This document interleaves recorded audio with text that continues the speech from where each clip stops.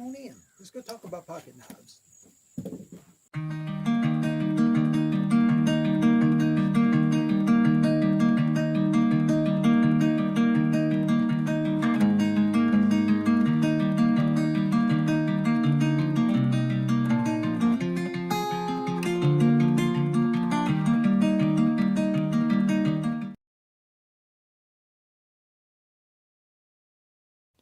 Hey YouTube, I hope all of you are having a great day. I want to share a quick mail call with you.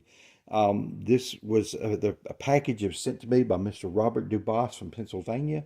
Robert was so generous. And before I get into it any further, I want to ask all of you, please don't feel like you need to send me gifts or anything. I feel obligated when someone does that. It almost makes me feel bad. Someone did something nice for me and I don't have a good way to return it. So the best thing I could think of was just to give a big thank you to Robert here on this video. So again, I don't want to start a trend or anything. I just want to say thank you from the depths of my heart, Robert. So here is what he sent. I had a package with a lot of handle material. Look at these pieces of black walnut. Man, they're already cut the thin slices, so have different grain textures. They're beautiful, beautiful pieces of wood. Those are going to make some great knife handles. We had some oak, and again, it has real pretty grain structure to it. I've got a couple of pieces of oak, but I don't know if you can see the little marks on it there. I love that. I've even picked up pieces of firewood to cut thin that I knew would make good knife handles, and oak certainly does. I have a couple of pieces here, and I'm no expert on wood. I believe this is cherry. Beautiful, beautiful wood. Cherry you don't normally see on knife handles. Some people think it's because it's too soft a wood. There is, I guess, sort of a consensus among most knife people that you need a hardwood for knife handles. I have used red cedar. Red cedar is a very soft wood. It works great. I really don't think it has to be a hardwood with tight grain. But so that will definitely be put to use. And I don't know what wood this is. Again, I'm no expert on identifying woods, but has beautiful little almost checker patterns to the grain in places. So I don't know if that's birch or something. I don't know woods from the grain. Some of you woodworkers out there will see it, and hopefully you saw it well enough to know and can tell me. There's also some, I guess you call this sort of a composite handle material here, made from wood. I believe this is stabilized too, but it's a checkerboard pattern. Wooden knife scales. These would be wonderful for a large hunting knife or something thick. It's just so thick. Or we can get a couple of pocket knives or a couple of pocket knives out of each of those. Also, and this really touched me, Robert hand carved a couple of crosses. And of course, I love whittling and things like that. I don't do it much anymore, but used to spend a lot of time whittling and even trying to wood carve. But the thing I think that touches me most about that is just the fact that Robert took the time. Something handmade to me means so much more than something that was just purchased in a store. And those are, to me, they're beautiful. It's so touching. I did hear I think it was a podcast or something recently. People who were not believers were talking about the cross, and they said it's odd that we use the cross as a symbol of Christianity. That would be like, if your Savior was killed by a gun, would you use a gun as the symbol of Christianity? So they thought that was very odd. They didn't understand the basic thing that most Christian believers know, is that we use the cross because it is a symbol of death. It is a symbol of torture. And we're called upon to give our lives for Christ, whether it is to die for him or to live for him, but to sacrifice our lives for his will. So it is a symbol of death and torture, but it's also a symbol of victory because the cross was not final. Some other things that Robert sent. Here is a beautiful Schrade knife, and I'm going to have to study it closer to see whether that's bone or plastic. Sometimes I think one, sometimes I think the other, so I'll have to break out the microscope and look at it. But this one's not an old timer. It's just a Schrade. I think this 826. I'll have to look that up in the microscope as well. Main blade is worn. You have a little normal wear on the other blades. Nothing to get it overly excited about. But I think I have some more Schrade main blades. If I have one that'll fit this, we'll bring this knife back. just that would be a fun project. Also, well, good spin. Also, he said this little Japanese-made Congress. I don't have many Congress knives. This one has, really looks like some glue had gotten on the handles. So we'll see if that'll clean up. It's sort of a semi-winterbone look to the handles. Stainless steel blades, but it's a Congress pattern. And the pin here looks like it is separated, pulled loose. Someone tried to pry with this knife and pop that loose. So that's very fixable. And we may fix it. We may use it for parts. But it's a good little knife. And Robert, I really appreciate it. Now, the last thing he sent, and as I said, he sent a large package here. The last gift was a carbide lamp. It's because he comes from the coal country of Pennsylvania, and this is a coal miner's lamp. This is right around 100 years old, 90 to 100 years, something like that. Beautiful little carbide lamp. I will tell you that I had never seen a carbide lamp before. That was just something I've never laid eyes on. I don't suppose I've even looked at pictures of them. But as soon as I began unwrapping the package, I knew exactly what it was. Because I've heard stories all my life of my grandfather, my mother's father, who would go hunting at night wearing a carbide lamp on his cap, on his hunting cap. Now, the way this works, there are videos showing working models, and I've not tried this one to see if it will work. I'm just going to keep it as is, I believe. But this unscrews. You put crystals. I think it's calcium carbide crystals in there, or chunks. Looks sort of like gravel, sort of a gray-looking rock. There's a reservoir up here. You would put water in. The cap is frozen shut on this one, but you put water in there, and then you have a little dial indicator here that adjusts the amount of water that drips down from the reservoir into the can. What happens when water comes in contact with the calcium carbide crystals, it produces acetylene gas. So the gas comes up, it comes out this nozzle. You have a striker here, much like on a cigarette lighter. Strike that, and it puts out a tiny, brightly colored flame. Now, if the reflector is highly polished, then it reflects light, and they say they're extremely bright lights. So that's why hunters would use them. Of course, they were designed for the coal mines back before battery-operated lamps were really, readily available. We had batteries, but they wouldn't last long enough to work by. But the men could carry a pocket full of calcium carbide crystals, a canteen of water, and you could keep that thing burning for 16 hours or however long they worked in the mines. So, yeah, the wonderful gift. And even though I had never seen one, as I said, I knew exactly what it was. I just feel like there's a family connection there to me, because my grandfather hunted with one, and I'd heard those stories all my life. Found out when I showed it to my parents that my dad used to have one when he was a boy. He would go hunting with it too. I did not remember those stories, but my mother even sat and played with it, and played with the striker, and talked about how she remembered the feel of that striker, of the way you would strike sparks. Then, especially because she was not supposed to play with it, but she only did it when her parents weren't around. It was just something to create sparks. I don't think she lit the lamp so much as just played around with that striker. But hearing her recount those stories again, relive the feel of something like that from her childhood, that blessed my heart. Robert, thank you so much. This was such a generous gift. Again, I will, as I use the handle material, as I do work on these knives, I will mention you again. But just from my heart, thank you, Robert, from Pennsylvania. You are quite a gentleman, and I hope you all have a great weekend. So far, I went to a knife show yesterday, picked up a few things. I'll be showing y'all some of those, and we'll put that out as just a mail call, Knife Talks, sort of a hybrid video. But yeah, I had to share this. This was just too precious to me. Thank you all, and so I'll click over now to the knives that I got at the knife show, show you those.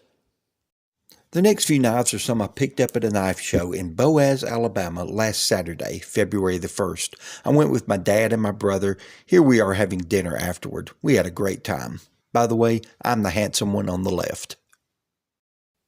All right, so I picked this up at a knife show today. It's a Congress pattern knife. I thought that it was a Boker, because I've had a couple of Bokers that are about this size, pretty much the same jigging pattern. But after I got it open, it's very hard to see a tang stamp but I believe it may be a king cutter. So let's see what we can find here.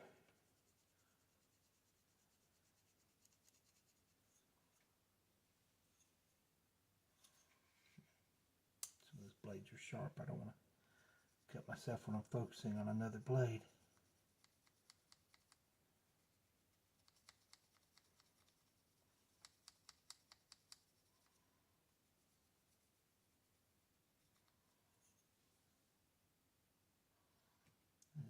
This is the number 16.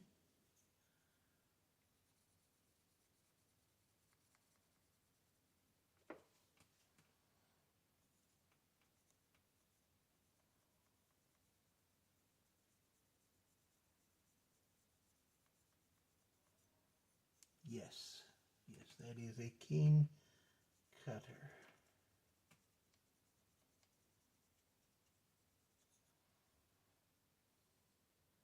I couldn't see enough of the tang stamp to know before, but I could see just a little bit of the top curve.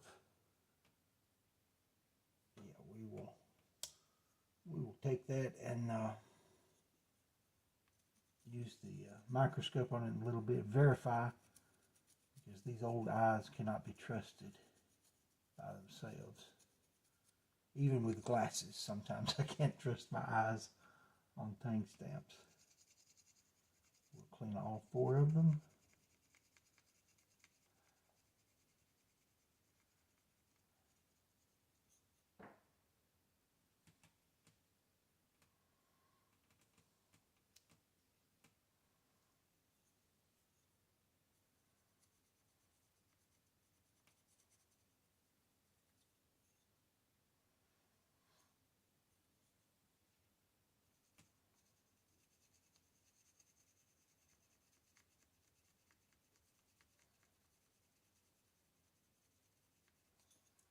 I'm not mistaken, I have very few king cutters in my knives, in my collection of knives, or accumulation. I should not accuse my knives of being anything like a collection.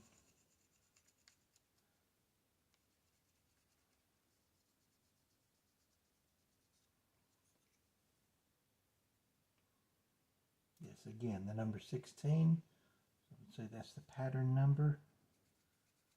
We'll do some research on it and may even be able to come up with the manufacturer that made them for king cutter.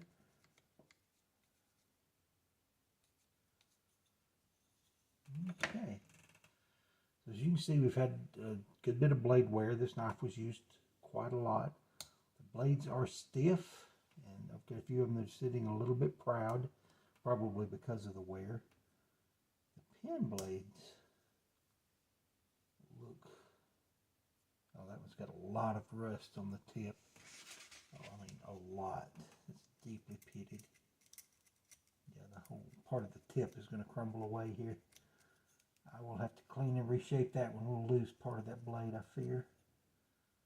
But all of the others, just have patina rust for the most part. A few spots here and there, but nothing that really concerns me. You can see the uneven blade wear. We will reprofile that blade. The rear scale is good. Yeah, my blades are tight. There's not a problem with that. They're not loose and wobbly. It has the pinched bolsters, which is a little groove there in the bolster. And we've got a chip of bone missing there, which we will try to patch that. Have some rust along the back springs as well. That looks like from just poor storage. We'll clean that up. I may have to sand that. Some of that's chunky rust, but I think it will clean up okay. I'll probably sand the back springs. I don't like to do too much sanding and polishing on an old knife if I don't have to. Sometimes you have to, but we will let this one look old. But yeah, I think we'll be able to patch that bone. You should be able to tell that it's a patch, but we'll get it looking a lot better than this, I hope. But yeah, I don't think there's a reason to take the knife apart. The bone, yeah, stands out over here because it's broken right at that pin. It was only pinned in place. There's no glue or anything. So we will clean that good. We'll work some glue up under it and get that secured back in place. And then we'll try to get a patch.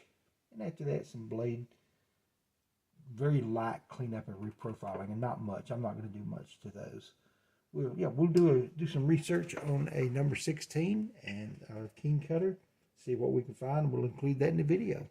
So I think it's a pretty good find today, and I look forward to cleaning that one up and restoring it. All right, here is a Western that I picked up today at the knife show. This one does not have a pattern number on it. Now I'll have to look up the tang stamp. It's a little different from what I'm used to. So but I can't read it well enough by eye to tell more than that. But a little pen knife. But I do like these. I've got a couple more of them. And there's a reason I bought this one, even though it is worn as it is. This one is the first one that I ever got. This one is actually worn further. The wear is a little more even, but the blade is just about gone on this one. The pen blade was broken, and of course, not having a pen blade, I just ground it off, rounded it off. You can barely see the edge of it here. You know, turned it so the tang is sticking out as though the blade was open, and then just ground and smooth that out, which is a good, easy fix to do. But that said, great snap. It's a good knife. Someone just wore it out. And then this one is one I got to have a good example of what the knife is supposed to look like. It has a little less blade wear. They were thin blades to begin with. Some people call that a California clip. Some people call it a Turkish clip. There may even be a difference between those two, so I may be wrong with both counts. But this one just says Western USA, and it's model number 652. So that's my good example. This is my first one, Western USA, model number 652. The one I bought today, it says Western, but it's got something else below it. So I will look that up and see. It's not terribly much older than the others because they all three have the Delrin handles. That's not bone, that's Delrin on all three of these knives. But the reason I got this one today, it was fairly inexpensive. The pivot pin is messed up, so the main blade does not have good walk and talk. It doesn't snap or doesn't move smoothly. The pin blade is good, but that's it. But what I thought I would do, just on a whim, is to take these two knives apart and put them together and make myself a Western muskrat. Again, I don't know that Western ever made a muskrat, especially in this size. They probably did in a larger size, sort of a trapper size. It may not work. The blades might not fit together like that. In fact, I'm pretty sure by looking at it, there won't be enough room unless I make a spacer of some sort. So it's probably a very ridiculous idea, but I thought I might try it. If nothing else, I'll just take this one apart, repin it, and fix it. These knives are a little bit small for me, a little bit small for my hands, but for some reason, I just find myself drawn to a Western knife. You don't see a lot of them in this part of the country, and these thin little blades, especially that one, it's been used down so much, but I carried it and used it some, and it's still a useful knife. So someone definitely loved it and got their money's worth out of it, but I may put those two together and do something ridiculous, just for fun, just for pure fun. But I do have one that's a 652 here for reference, just to have one of the pattern.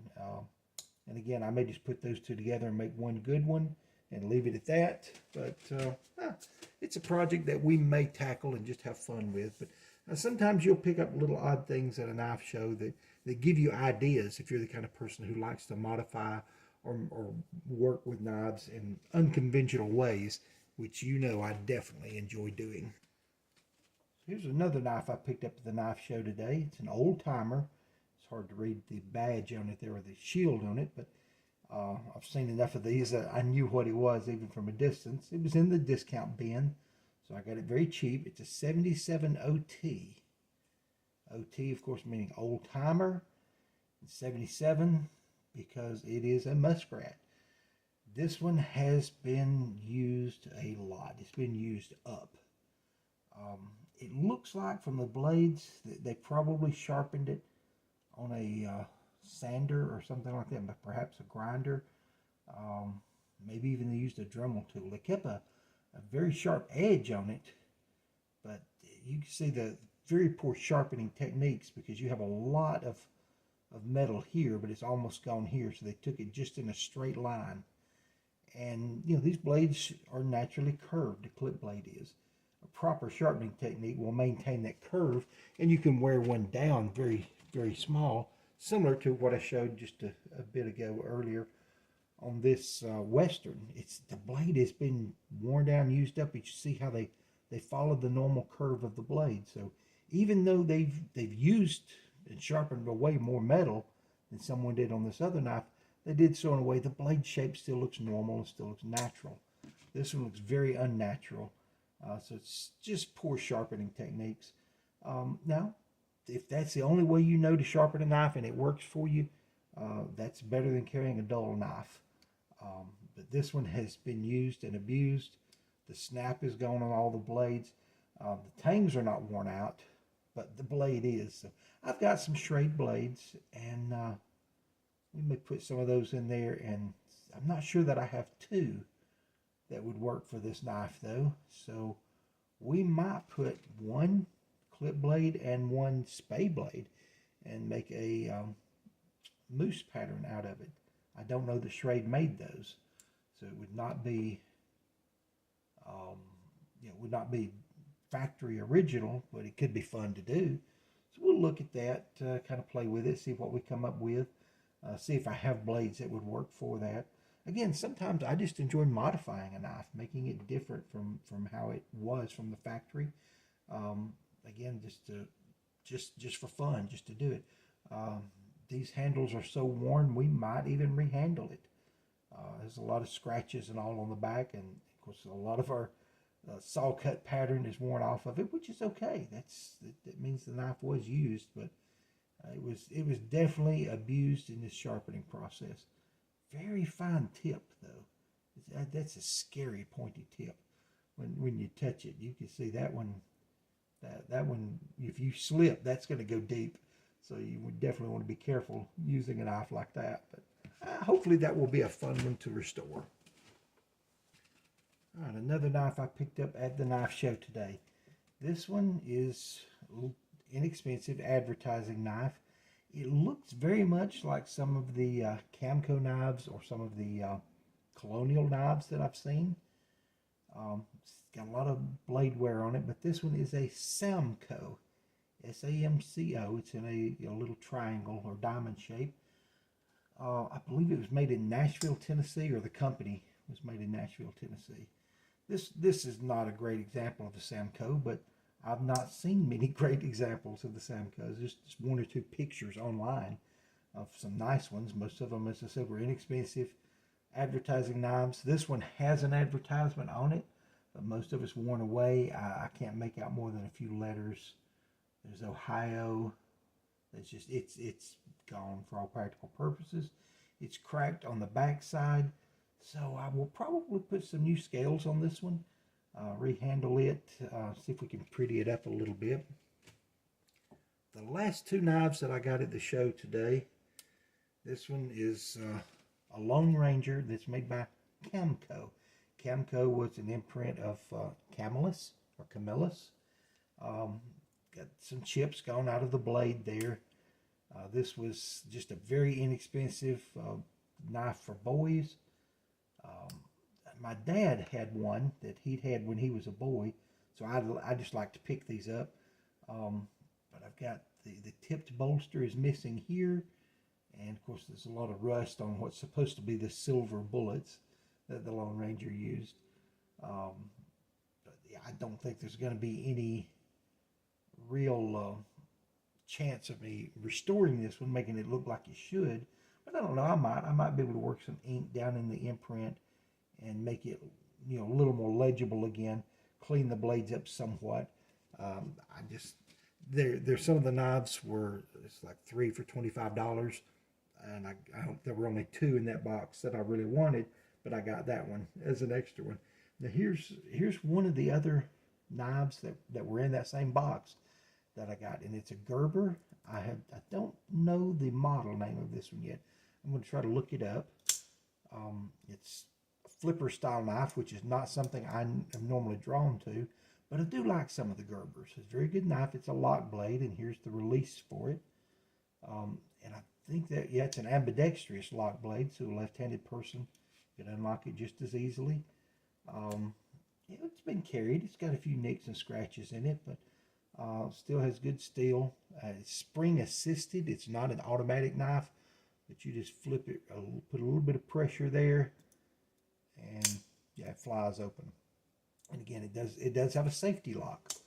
So you engage the safety lock, and you cannot open the knife. It won't pop open in your pocket if something bumps this. But yeah, remove the safety, and if I can hold it correctly, no, I engage my safety again. There we go. Yeah, it deploys almost like an automatic. It doesn't look like it's been used much. It's got a little dirt here and there, but the edge is still wicked sharp, and I don't see any marks, whetstone marks, so I don't think it's been sharpened since it left the factory. But it was a fairly inexpensive knife. Again, I got 3 of them for $25, and I just threw in that Camco to round it all out, more or less, to bring it up to 25, which actually saved me a little money compared to what I got. But yeah, some fun knives today at the knife show. Again, there were a lot of great, beautiful knives there. People had very expensive case knives and other antiques, but you know, I'm drawn to the pitiful little knives that are in terrible shape that just need some love and attention, and I enjoy getting those and restoring them. And I probably cannot do anything good to this one, but yeah, we can to some of the others. And this one, I don't know if I will keep it to use. I probably won't use it much, but sometimes you just need a good knife to, you know, kind of a heavy duty knife, something good. And this is solid, has good weight to it. But I don't normally carry one that requires a clip. But I know people that do, so I could gift it to someone. Again, Gerber's a great knife, and it was hard to pass up at that price. It was in a box with a lot of broken and even cheap import knives that weren't much more than $5 when they were new. But that one was a better knife, and it's hard to pass it up. But anyway, so that's it. I had a lot of fun at the show, and I hope y'all have had fun watching this video. Take care.